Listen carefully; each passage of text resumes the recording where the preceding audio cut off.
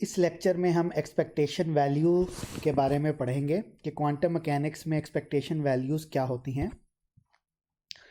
हमने इससे पहले जब प्रोबेबिलिटी का लेक्चर पढ़ा था तो हमने एक एग्जांपल कंसीडर की थी। हमने कहा था कि एक रूम में इमेजिन करें कि 14 पीपल हैं, यानी टोटल नंबर ऑफ़ पीपल जो हमारे पास n है वो क्या है, 14 है। ठीक है, यहाँ पर n मैं क्या कर देता हूँ, 14 कर देता हूँ। और फिर आगे फर्दर हमने कहा था कि 1 पर्सन जो है उसकी एज 14 है, 1 पर्सन जो है उसकी एज 15 है, 3 पीपल जो हैं उनकी एज जो है वो 16 है, 2 पीपल जो हैं उनकी एज 22 है, 2 पीपल जो हैं उनकी एज 24 है और 5 पीपल जो हैं उनकी एज 25 है। तो ये हमने कहा था कि इतनी एजेस वाले लोग जो हैं वो एक रूम के अंदर मौजूद हैं और टोटल लोग जो हैं वो 14 हैं।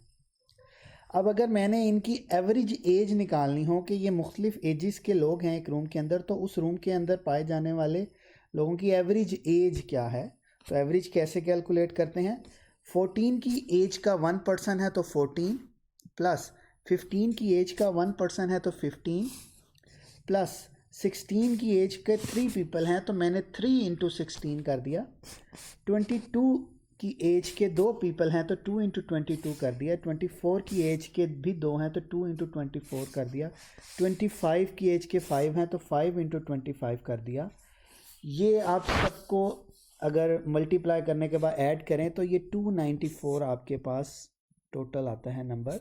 और टोटल नंबर ऑफ़ पीपल जो है वो 14 है। 14 पर डिवाइड किया तो एवरेज एज आपके पास क्या आ गई, 21।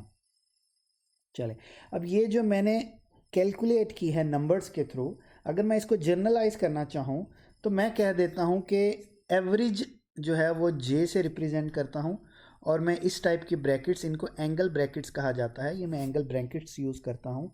और अब मैं देता हूँ समेशन जे यानी नंबर ऑफ पीपल, जे जो है वो कितने नंबर ऑफ एज ग्रुप की बात हो रही है, यानी कि 14 की एज है, उसका 1 पर्सन है तो ये नंबर ऑफ पीपल 1 है,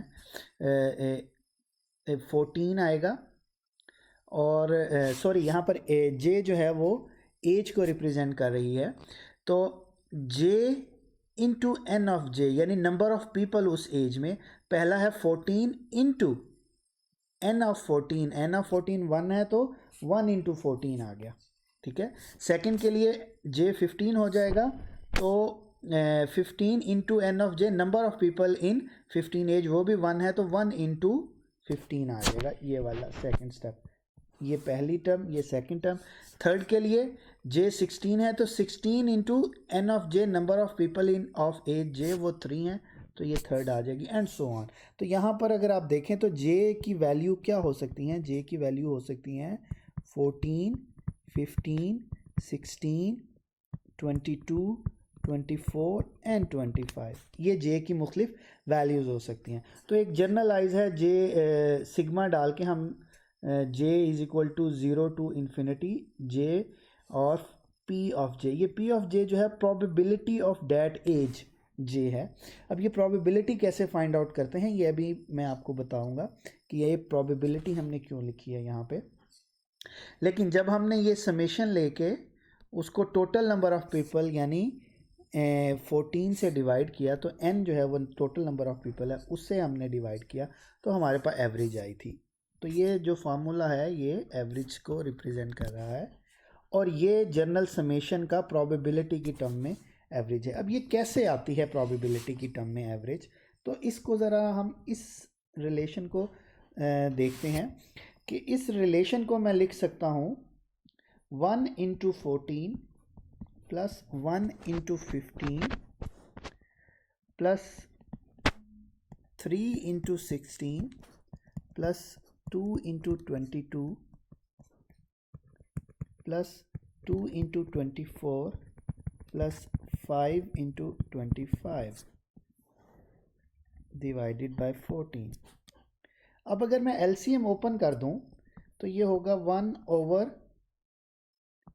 14 इंटू 14 प्लस ये होगा 1 ओवर 14 इंटू 15 प्लस ये होगा 3 ओवर 14 इंटू 16 प्लस ये होगा 2/14 इंटू 22 प्लस ये होगा 2/14 इंटू 24 और ये होगा 5/14 इंटू 25।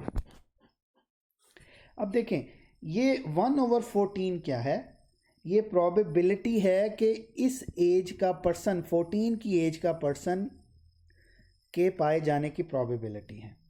ठीक है, तो हम प्रोबेबिलिटी कैसे निकालेंगे कि 14 का एज के पर्सन के चांसेस, चूंकि वो एक पर्सन है तो उसके एक ही चांस है कि वो 14 में से एक होगा, तो ये 1/14 उसकी प्रोबेबिलिटी है।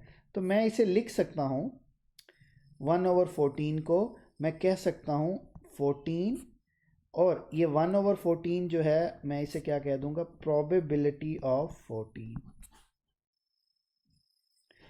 एज 14 का पर्सन और उसकी प्रोबेबिलिटी प्लस ये 15 का भी चूंकि एक है तो ये 1/14 अगेन ये इसकी प्रोबेबिलिटी हो जाएगी 15 इंटू प्रोबेबिलिटी ऑफ एज 15%।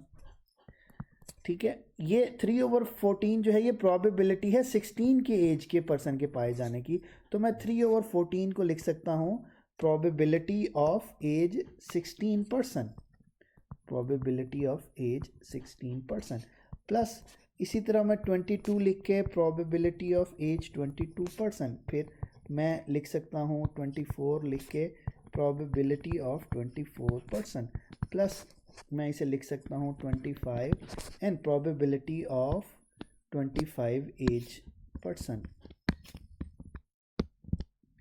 ठीक है, ये P ऑफ 25 आ गया। ठीक है, अब आपने देखा कि ये जो आपके पास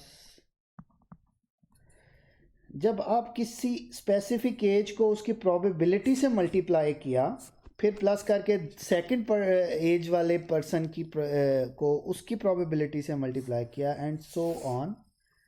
अब ये जब आप सारा सम कैलकुलेट करेंगे तो ये अगर मैं इसको जनरलाइज फॉर्म में लिखना चाहूँ, इसी इक्वेशन को अगर मैं जनरलाइज फॉर्म में लिखना चाहूँ तो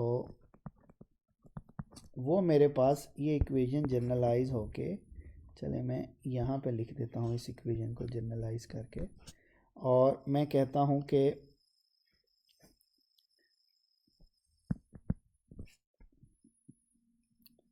सिग्मा जे क्या है आपके पास, एज ग्रुप 14 है, एज है जे की वैल्यू तो 14 15 16 ये हो सकती है ना, जे इनटू प्रोबेबिलिटी ऑफ जे, ये देखें ना ये प्रोबेबिलिटी है ऑफ जे। अब सिग्मा की वैल्यू आप क्या ले सकते हो, यहाँ पर जे की वैल्यू आप क्या ले सकते हो 0 से इन्फिनिटी, और ये आपके पास क्या आएगी, एवरेज एज आएगी जे। यानी अब आपने देखा कि ये तो यही फार्मूला है, इस फार्मूले में और इस फार्मूले में कोई फ़र्क नहीं है, ये एक जैसे दोनों फार्मूले हैं। तो इससे पता चलता है कि अगर हमने किसी चीज़ की एवरेज निकालनी है, हम उस नंबर को उसकी प्रोबेबिलिटी से मल्टीप्लाई करके और फिर जितने नंबर्स हैं उन सब को अगर आपस में ऐड कर लें तो हमारे पास एक एवरेज वैल्यू आएगी। अब क्वांटम मैकेनिक्स के अंदर इस एवरेज वैल्यू को एक्सपेक्टेशन वैल्यू कहा जाता है। ये क्वांटम मैकेनिक्स में एवरेज वैल्यूज़ को एक्सपेक्टेशन वैल्यूज़ कहा जाता है, और उसके लिए एक स्पेशल सिंबल यूज़ होता है जो कि एंगल ब्रैकेट की टर्म में, यहाँ पर जे एक एवरेज वैल्यू है तो एंगल ब्रैकेट के अंदर मैंने जे को इस तरह पुट कर दिया, तो ये मेरे पास एवरेज वैल्यू है। तो यहाँ से तो आप इतना समझ आ गया कि अगर हम किसी चीज़ की एवरेज निकालनी है, हम उस नंबर को उसकी प्रोबेबिलिटी से मल्टीप्लाई कर दें और फिर वो नंबर की जो भी वैल्यू है उन सबको आपस में ऐड कर लें प्रोबेबिलिटी से मल्टीप्लाई करने के बाद, तो जो आंसर आएगा वो असल में हमारे पास एवरेज वैल्यू या एक्सपेक्टेशन वैल्यू होगी।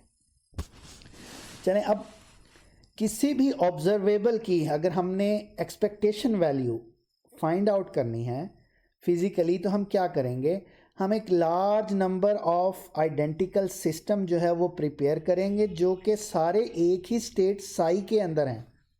कैट साई में मौजूद हैं। अब इस ऑब्जर्वेबल की वैल्यू आप फाइंड आउट करेंगे हर आइडेंटिकल सिस्टम के लिए।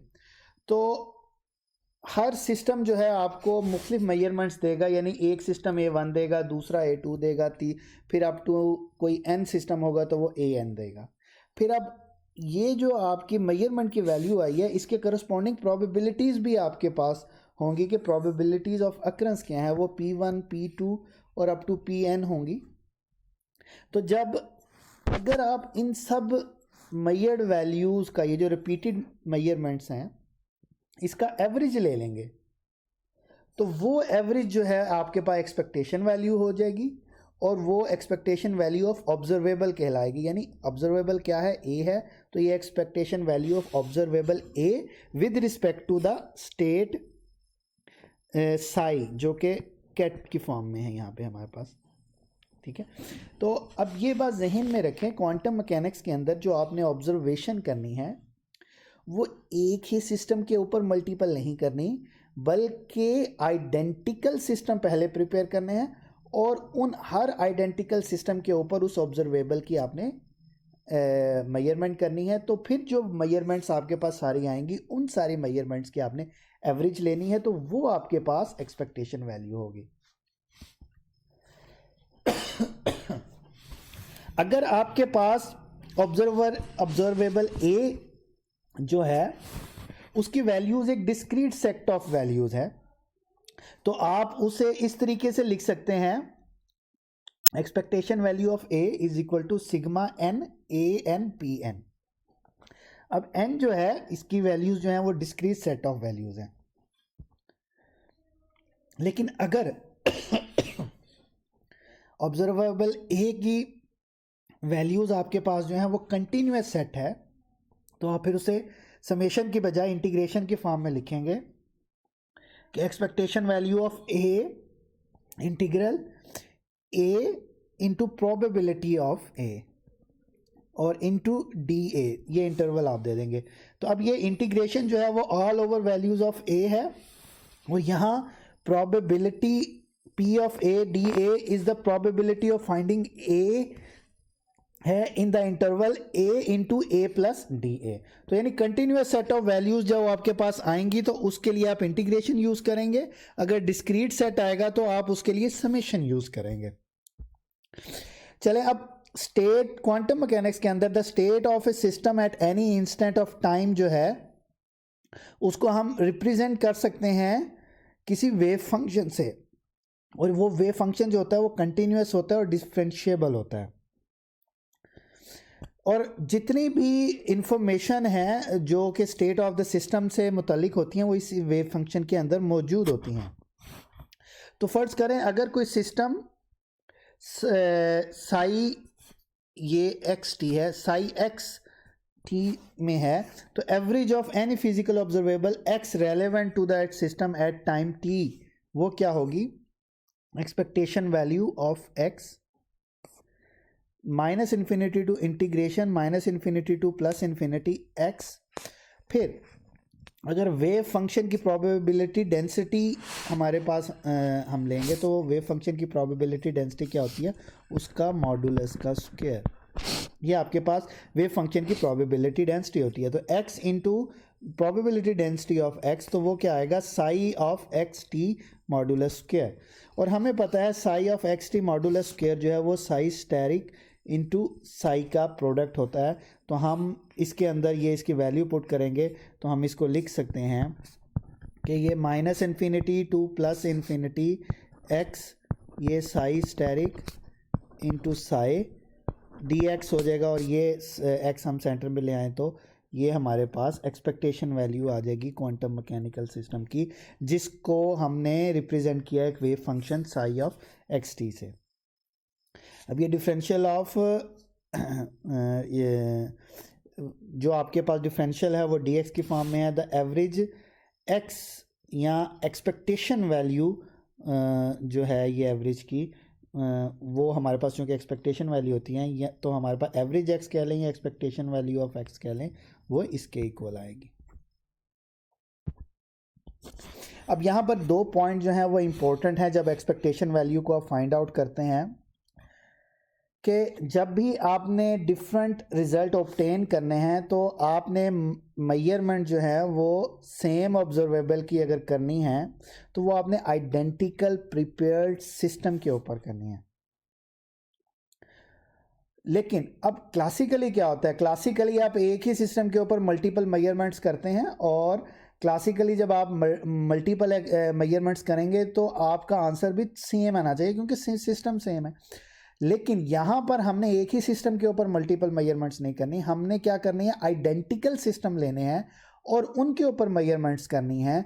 तो जब आइडेंटिकल सिस्टम के ऊपर आप मेजरमेंट्स करेंगे एक ही ऑब्जर्वेबल की, तो आप देखेंगे कि लाजमी नहीं है कि आपकी जो मेजरमेंट के बाद वैल्यू आपके पास आए वो सेम हो। क्यों? क्योंकि प्रोबेबिलिटी जो है वो हर दफ़ा चेंज होगी। तो क्वांटम मैकेनिक्स में ये एक पॉइंट है जो नोट करने वाली चीज़ है कि जब आप मल्टीपल मेजरमेंट्स करेंगे आइडेंटिकल सिस्टम में तो लाजमी नहीं कि आपकी जो मेजरमेंट के बाद जो ऑब्जर्वेबल की वैल्यू आई है वो सेम हो। और अब अगर आपने उसकी एवरेज वैल्यू फाइंड आउट करनी है उस मेजरमेंट की, तो वो आपने जो रिपीटेड आइडेंटिकल सिस्टम के ऊपर आपने जो मेजरमेंट्स किए हैं उन सब की एवरेज होगी। ठीक है, ये किसी एक ही सिस्टम के ऊपर मल्टीपल मेजरमेंट्स की एवरेज नहीं है, बल्कि क्वांटम मैकेनिक्स के अंदर एक्सपेक्टेशन वैल्यू जो है वो आइडेंटिकल सिस्टम के ऊपर जब आप मेजरमेंट करते हो किसी भी ऑब्जर्वेबल की तो वो जो वैल्यूज़ आती हैं ये उनकी एवरेज वैल्यू है, ना कि एक ही सिस्टम के ऊपर मल्टीपल मेजरमेंट्स करके आप उसकी एवरेज लेते हो। ठीक है, तो ये तो था हमारा आज का lecture expectation value in quantum mechanics. तो उम्मीद है आपको समझ आ गई होगी।